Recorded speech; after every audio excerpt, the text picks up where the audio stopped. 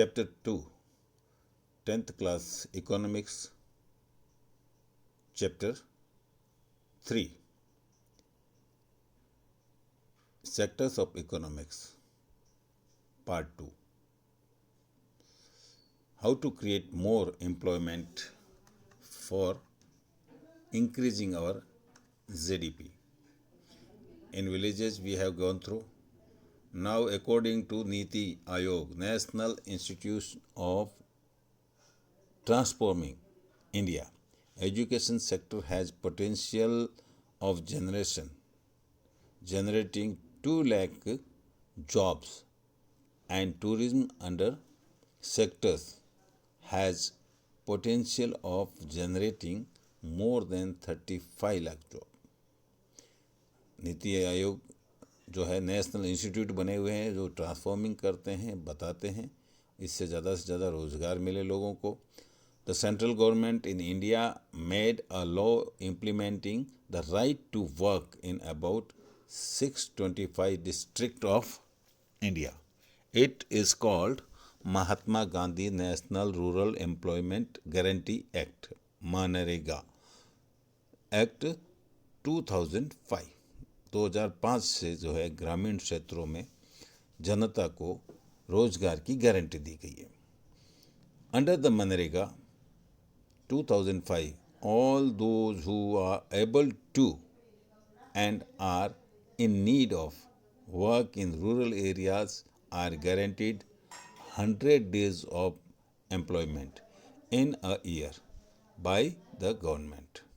सरकार की तरफ से एक वर्ष में 100 दिन की गारंटी दी गई कि हम रोज़गार देंगे, और अगर गवर्नमेंट नहीं दे पाती है तो उसे अनएम्प्लॉयमेंट अलाउंसेस भी देना पड़ेगा. और इस तरह की जो व्यवस्था है वो हमारे यहाँ प्रोडक्शन को इंक्रीज करेगी और हमारे यहाँ जो गांव में रहने वाले लोग हैं उनको भी सहायता प्राप्त होगी. Now sectors organized and unorganized. Let us talk about this. On the basis of the working conditions or how the people are employed, economic activities are divided into organized and unorganized. Organized sectors covers enterprises or places of work where workers are given regular employment, जहाँ लगातार जारी रहता है रोज़गार और वो इस स्तर पर आता रहता है, वो ऑर्गेनाइज्ड है. Workers in organized sectors enjoy security of employment, और यहाँ सबसे बड़े फ़ायदा है कि उनका एम्प्लॉयमेंट सिक्योर्ड है, परमानेंट हो जाते हैं वो काम में और उनको सैलरी मिलती रहेगी, रोज़गार मिलता रहेगा. ये सरकारी राज्य की सेवाएं भी ऐसी है और प्राइवेट कंपनियां बड़ी बड़ी है वो ऑर्गेनाइज में आती है. अनऑर्गेनाइज सेक्टर्स वो होता है जहाँ पर लोगों को जो है रोज़गार अस्थायी रहता है, कुछ समय के बाद मिलता है फिर नहीं मिलता है, और उसके लिए कोई विशेष रूल्स रेगुलेशन भी नहीं बनाए गए हैं. Unorganize sector is characterized by small scatters units in which are the unregistered and do not follow the government rules and regulations. This sectors, the workers get lower wages and are not given facilities like paid holidays, paid leaves due to the sickness, etc. Working conditions are poor and there is no job security, so employment is irregular. जो unorganised है उसमें irregular है, लगातार जारी नहीं रहता, जब काम नहीं कर रहा तो उसको पेमेंट नहीं मिलेगा. ये सारी व्यवस्थाएं हैं. देन जो वर्कर्स हैं उनको प्रोटेक्शन मिलता है अनऑर्गेनाइज्ड में. तो there are many group of the vulnerable people who need protections in unorganized sectors. Peoples are often exploited, paid low and have irregular job, face social discriminations.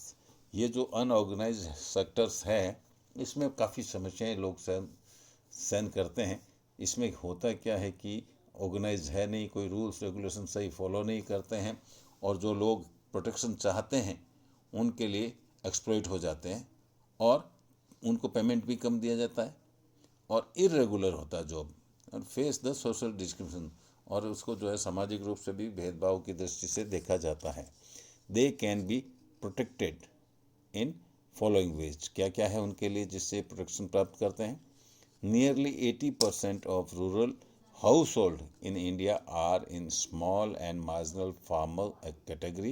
They can be supported through adequate facilities for timely delivery of seeds, agriculture inputs, credits, storage and marketing outlets. In these urban areas, the small scale industries can be protected by government's support for procuring raw material and marketing of output.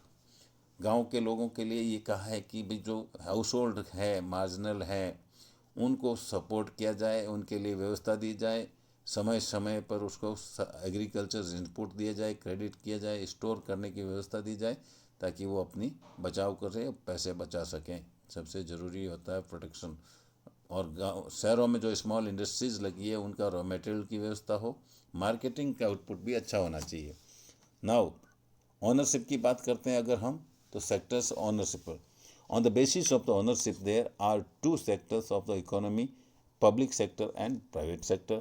In public sector, government owns most of the asset and provides all services. Therefore, it is also called state sectors or government sectors.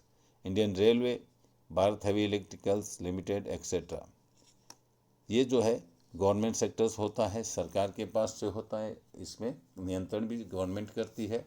And in the private sector, ownership of the set and delivery of services is in the hands of the individuals और the private companies. Reliance Industries Limited, TISCO, motives, private sector is also is to earn profit. ये अपने फ़ायदे के लिए काम करते हैं, व्यापारियों के ही संस्थान है।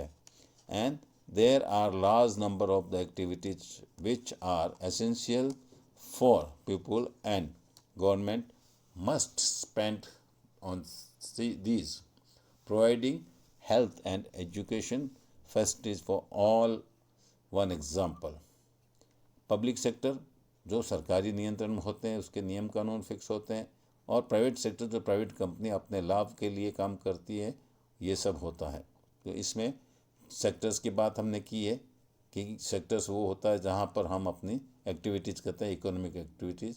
प्राइमरी हो गए, सेकेंडरी, सेकेंडरी के बाद मैन्युफैक्चरिंग की बात जब तक हमने की है, तो manufacturing means literally means to make by hand, involves the full areas of production and form the handicraft, molding, iron और एक्सेट्रा। ये सब जो है मैन्युफैक्चरिंग में आ जाता है। टेरिटरीज में सर्विसेज होती है जिसमें सभी service, transportation, communication, trade, education, health etcetera.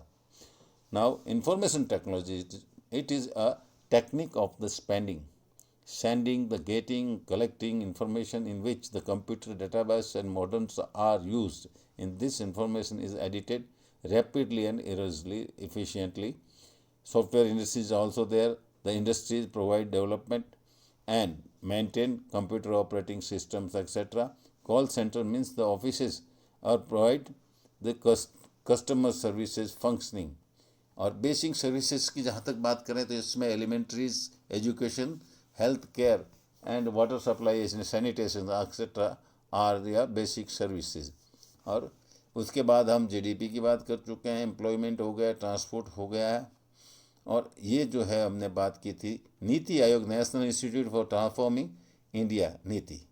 ये आयोग है जो हमारे यहाँ पर लोगों को इकोनॉमिक डेवलपमेंट की बात करते हैं। And right to work, most important, right to work state that people have a rich right to work and they have choice, employment, just favorable conditions and also the protection against the unemployment. ये हमने बात की थी मनरेगा के बारे में। ये हमें राइट टू एक्ट देते हैं, वर्क देते हैं। और इस तरह से चैप्टर 2 में हमने सेक्टर्स की बात की है। इसके महत्वपूर्ण बिंदु आप जांचें, देखें, आगे बढ़ें। जय हिंद।